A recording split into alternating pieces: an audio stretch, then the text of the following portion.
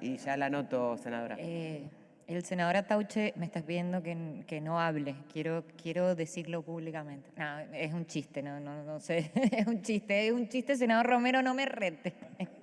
No, ya lo vi en la actitud de... Bueno. Sí, estoy prejuzgando porque ya me mira y ya... Bueno. No, es para que distendamos un poco y... Bueno, la verdad que muchas preguntas de las que hizo el senador Lustó me interesaron y me quedé con gusto a poco en algunas respuestas, así que voy a insistir en eso. Mi pregunta sobre el tema del derecho a la interrupción voluntaria de embarazo era esto, si usted va a fallar de acuerdo a las leyes o a sus convicciones íntimas, pregunta que ya respondió, pero acto seguido cuando el senador le preguntó sobre el cambio climático, usted dijo textualmente, es irrelevante lo que piense yo, ¿no? Esa. No estoy tan de acuerdo con eso, entiendo que claramente los jueces tienen que fallar de acuerdo a derecho, a las leyes existentes, a buscar fallos que estén lo más cerca de la objetividad posible, pero que no existe la objetividad pura y dura, sino que todos los seres humanos tenemos una subjetividad de acuerdo a nuestras convicciones, a dónde nacimos, a nuestra trayectoria de vida, a nuestras creencias, etcétera, etcétera, etcétera. Entonces, lo que quiero decirle con esto es que sí es importante su subjetividad para nosotros, si no, no existiría esta audiencia, ¿no? De nosotros poder preguntar y repreguntar, porque eso tiene que ver. Y además es muy importante la claridad en sus respuestas, porque, bueno, es la única chance que tienen los senadores que estamos decidiendo nuestro voto y los argentinos y argentinas en conocer quién posiblemente vaya a ser quien falle respecto de la libertad, la propiedad de los argentinos y las argentinas. Entonces, por eso es importante para nosotros, ¿qué piensa usted? Eso es lo que le quería decir. Por eso la frase de es irrelevante lo que piense yo, bueno, quería decirle que no estoy de acuerdo y que es muy importante lo que usted exprese en esta audiencia, no solamente por los votos de los senadores y senadoras, sino porque se está transmitiendo en vivo esta audiencia y es muy importante para la publicidad de los actos de gobierno, tanto que hablamos de la República y todo eso. Bueno, me parece a mí, es un acto muy importante. Dicho esto, volviendo al tema del RIGI, para repreguntarle lo que le preguntaba el senador Lustó, y le digo porque es algo que lo discutimos muchísimo en el Senado de la Nación, que el oficialismo trató de mejorar ese artículo, pero y lo he discutido con varios del oficialismo, desde mi punto de vista no pudimos rescatar la constitucionalidad de ese artículo, por más que se modificó. Respecto a su conocimiento y a su lear entender, la pregunta es la siguiente. Desde 1994 los recursos naturales pertenecen a las provincias, ¿no?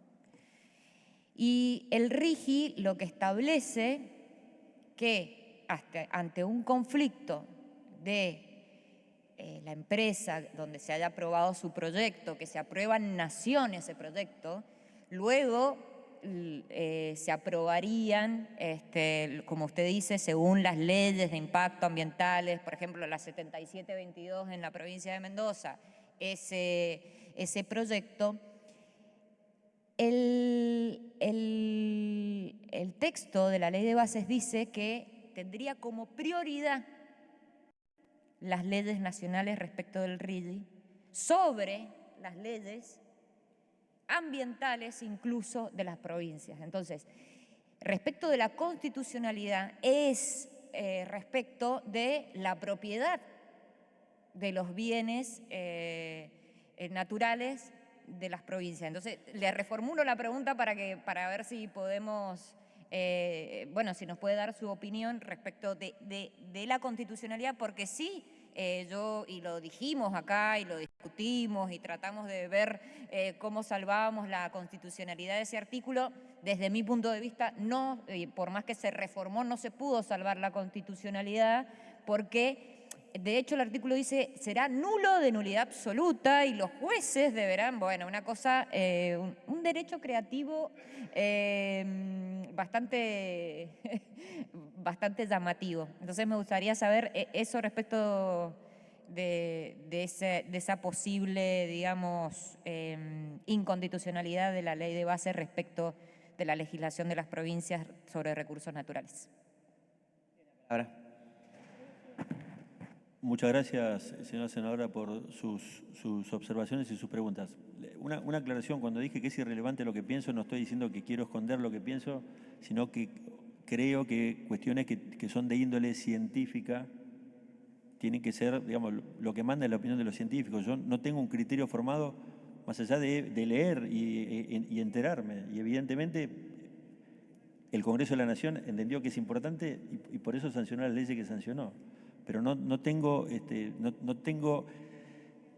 un análisis, no tengo en mi bagaje intelectual la posibilidad de analizar si lo que establecen los científicos como consenso es válido o no. Eso es lo que quería decir nada más. En eso me refería que es irrelevante lo que pienso.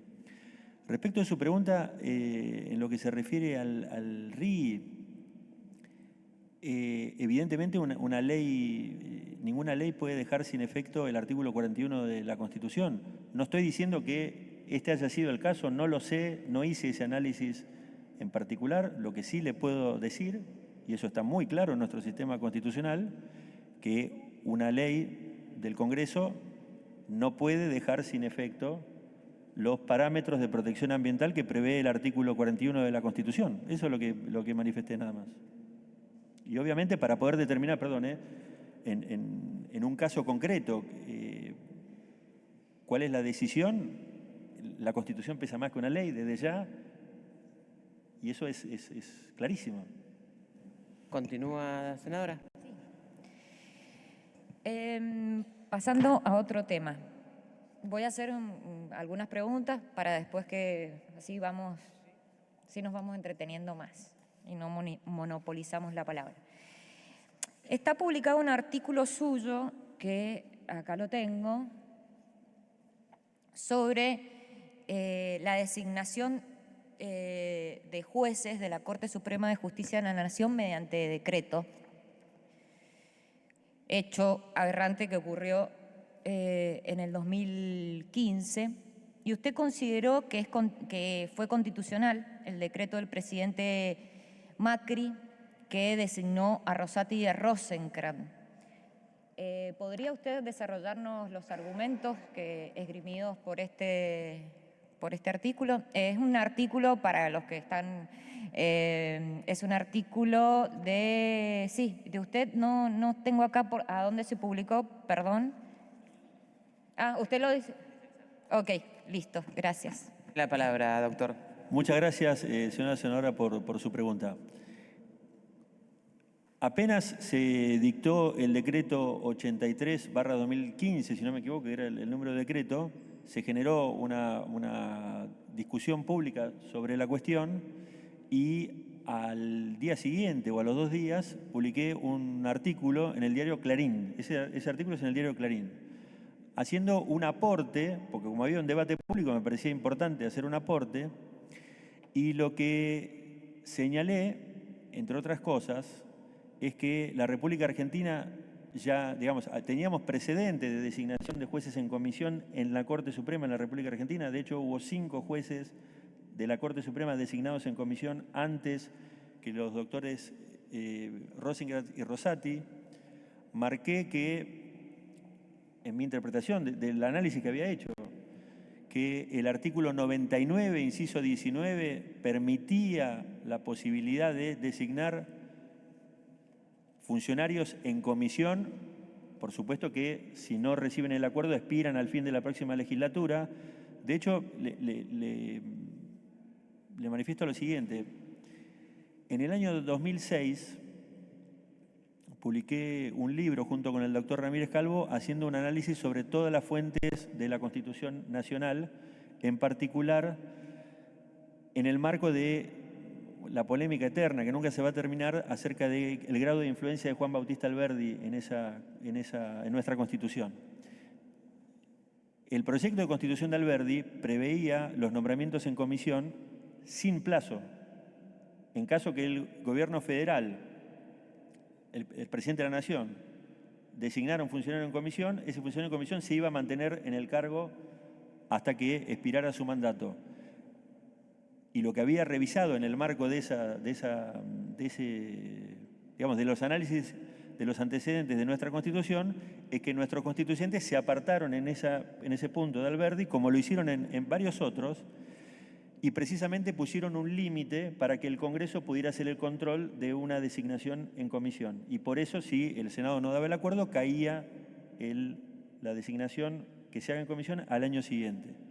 Por otro lado, de la revisión de esos antecedentes surge que la fuente del artículo 99, inciso 19, se encontraba en la Constitución de los Estados Unidos, en donde 13 jueces de la Suprema Corte de los Estados Unidos habían sido designados en comisión, incluidos varios íconos importantísimos como Oliver Wendell Holmes o El Warren.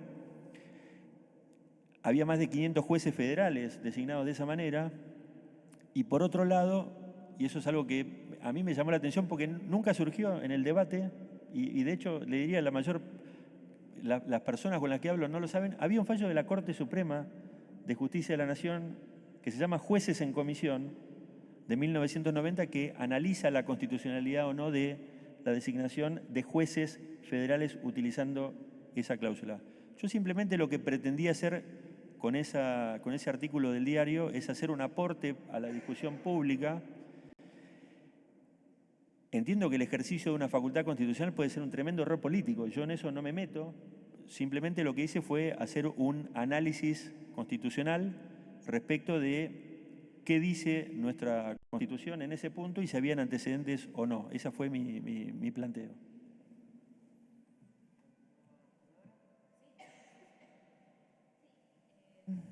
Ahí está, gracias.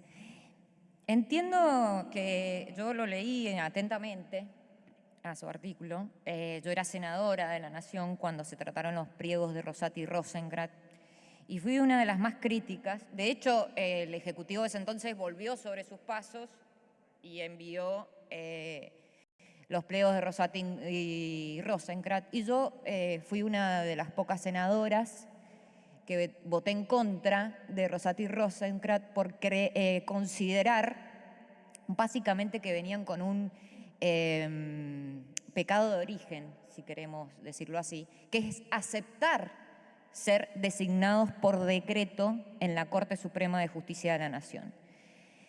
Si bien el artículo 19, no quiero hacer una discusión académica, pero sí me parece que es fundamental, ya que usted es postulado, o sea, no estamos en una discusión solamente académica y constitucional, sino en una convicción profunda de qué es ser cabeza de uno de los tres poderes del Estado, ¿no?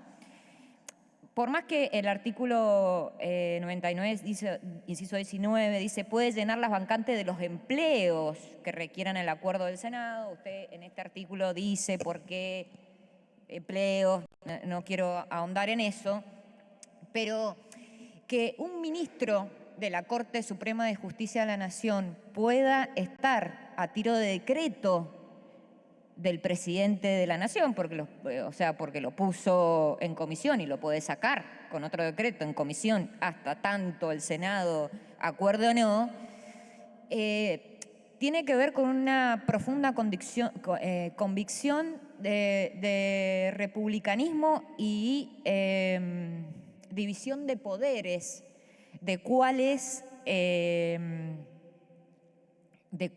rol que debe cumplir la Corte, ¿no? Que usted mismo lo dijo, es el intérprete último de la Constitución, y 2 jueces que aceptaron, y un presidente, vamos a hablar del presidente, un presidente que pone por decreto 2 jueces, y 2 jueces que aceptan ser designados por decreto, estando a tiro de decretos. Bueno, me pregunto cuál es la independencia de ese Poder Judicial respecto de ese Ejecutivo que lo designó. Más allá de que podamos buscar antecedentes de la Corte, que en muchos casos la Corte se ha equivocado. Tenemos el fallo de 1930 que convalidó un golpe de Estado, ¿no? Y desde ahí todo lo que sucedió en la Argentina a partir de ese fallo nefasto de la Corte Suprema de Justicia de la Nación. Entonces, todos los antecedentes que hay de la Corte, permítanme decir que hay algunos que no son los más felices resguardando la democracia y la Constitución nacional. Entonces, viendo esto de que es irrelevante lo que piense yo, esto para mí es muy relevante convalidar, escribir y firmar una nota con un título que establecía, me permito leer, designación en comisión de jueces de la Corte, una decisión inobjetable. Bueno, me parece que inobjetable, teniendo en cuenta los antecedentes de la Corte de Estados Unidos y los antecedentes de nuestra Corte, creo que esa decisión del expresidente fue un daño irreparable, creo yo, para la división de poderes y la democracia en la República Argentina. De hecho, 2 jueces hoy que aceptaron estar a tiro de decreto, hoy son parte de esta Corte Suprema de Justicia de la Nación, que si este Senado usted le da el acuerdo, va a ser colega de esos 2. Entonces, después de esto, quiero, hablando de los 2 colegas que va a tener usted, si es que este Senado le da el acuerdo, la otra pregunta es, le voy a hacer 2, así vamos como más rápido. Es algo muy puntual. ¿En qué fecha obtuvo usted el título de doctor? Y si estuvo en el jurado el doctor Rosenkrantz en ese... Y espere que le hago la otra pregunta, sí. Acá tengo otra nota, que esta no es firmada por usted, no se preocupe. Hay una nota que, bueno, que ya que está acá, estaría bueno que usted confirme o no estos dichos.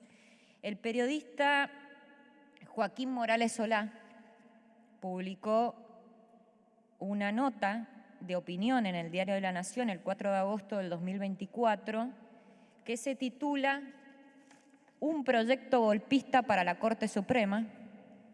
Acá está.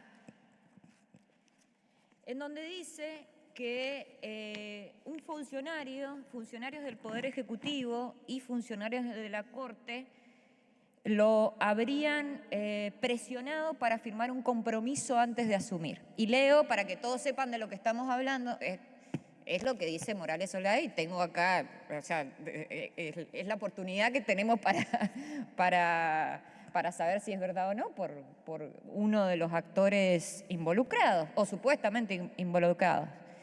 Dice, según preocupados funcionarios del gobierno, un amigo con cargo oficial de este asesor serial les pidió a los 2 candidatos jueces de la Corte Suprema, Manuel García Mansilla y Lijo, que firmaran una acordada sin fecha antes de asumir. Y uno se pregunta, ¿de qué se trataría esa acordada sin fecha que supuestamente habrían presionado para asumir? Le estoy preguntando lo que dice públicamente. Quiero que me conteste si es verdad o no. Ese funcionario oficial que sirvió de intermediario y que sabía que estaba cometiendo una insolencia institucional, le explicó que la acordada en cuestión fue un pedido del juez de la Corte, Ricardo Lorenzetti, padrino político del hijo. La acordada disponía que la presidencia de la Corte la ocuparía de inmediato el juez más antiguo del tribunal y luego rotaría entre los otros jueces supremos según la antigüedad de cada uno. Entonces, respecto a esta pregunta es si existió esa presión, si le ofrecieron firmar dicha acordada y si lo primero es positivo, si esa acordada era lo que dice acá, que iba a disponer la presidencia de la Corte para el juez inmediato más antiguo en el tribunal. Senadora Tauche, le doy la palabra al candidato, después le...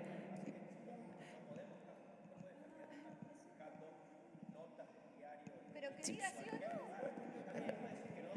no. Como dije la otra vez, si algún senador se ofendió, el candidato tiene la opción siempre en la Argentina de contestar o no contestar lo que él considere.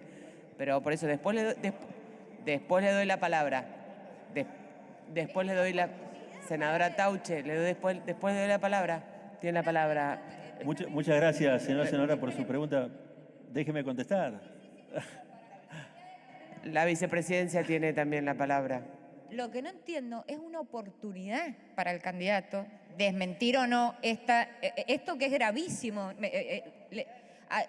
Le está haciendo un mal a su candidato, al candidato de su gobierno. Deje que dispensen las dudas que hay públicamente respecto a esta situación. Y aparte yo puedo preguntar lo que a mí se me ocurra con todo... ¿Usted entiende que le he faltado el respeto, doctor, preguntándole algo? Senador, no se lo escucha porque como no tiene micrófono. Insisto, el candidato puede contestar a su juicio y criterio perfectamente, como lo que él quiera. Por favor, doctor, tiene la palabra. Muchas gracias, senadora, por sus preguntas, sus apreciaciones. Respecto del título de la nota del diario Clarín, yo no lo puse ese título, me ha pasado varias veces con varias contribuciones que he enviado a los diarios que después titulan como se les da la gana. Esa es la realidad. La envié, ustedes deben haber sufrido lo mismo una vez. La envié apenas se había sancionado el decreto como una forma de contribuir al debate público, nada más. En retrospectiva, le digo, pese a que considero que el ejercicio de esa facultad era constitucional a la luz de la revisión, puedo estar equivocado, pero de la revisión de antecedentes que hice, es evidente que un gran sector de la población no le cayó bien esa forma o ese ejercicio de una atribución constitucional. Con lo cual, independientemente de los aspectos jurídicos que en su momento consideré, que fue lo único que consideré, hay otros aspectos que tienen que ver con la reputación del tribunal, en donde si hoy ocurriera lo mismo, tendría no una consideración jurídica diferente, pero sí a lo mejor haría una consideración de índole de apreciación de lo que puede generar a la institución Corte Suprema esta decisión, que en ese momento no la hice porque la discusión se empezaba a dar. Ese es el primer punto. Me preguntó en qué momento presenté la tesis de doctorado, octubre del 2023. Y el doctor Rosengras fue uno de los jueces del tribunal de tesis, junto con el doctor Héctor Mayral y el doctor Michael Gilbert. Le aclaro, señora senadora, que empecé el doctorado en el año 2012, me llevó un poco más de 10 años hacerlo. En el medio tuve algunas actividades, lo hice por vocación, esa es la verdad, me llevó más tiempo del que me imaginé, pero sí, lo terminé en octubre de 2023. Y respecto de la pregunta acerca de la nota de Joaquín Morales Solá, me reía porque mi padre me llamó a las 6 de la mañana cuando leyó el diario para preguntar si eso era cierto. A mí nadie me pidió que firme ninguna acordada, ningún documento, nadie del gobierno, el doctor Lorenzetti tampoco, lo he visto una sola vez en todo este proceso, hará cosa de 4 meses, en donde él se ofreció me dio la bienvenida y se ofreció si necesitaba algún tipo de ayuda, y desde ya que jamás firmaría un documento de esa naturaleza.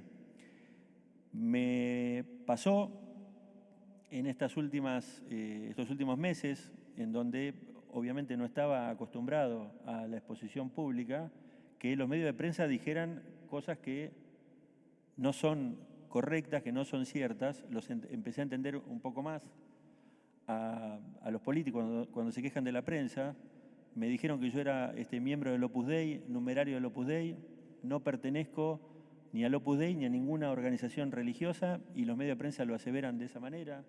Dijeron que a mí me había llevado al gobierno el doctor Rodolfo Barra, a quien conocí hace 2 semanas. La prensa dice cosas que, bueno, yo no le doy mucha importancia, pero en este caso particular, le insisto, nadie me ofreció firmar nada, y desde ya jamás en mi vida aceptaría firmar ningún documento de ninguna naturaleza que condicione mi actuación en el tribunal. Como le dije y como lo dije muy claramente en la exposición, yo creo en una justicia independiente. Es más, he defendido la independencia del Poder Judicial muchísimas veces. Considero que es un deber institucional de todos los abogados, en el marco de la ley 23.187, defender la independencia del Poder Judicial. Considero que un decano en la Facultad de Derecho tiene un deber institucional de defender la independencia del Poder Judicial, y si la justicia no es independiente, si la justicia no es imparcial, no sirve. El senador Romero le pide una interrupción, ¿se la da?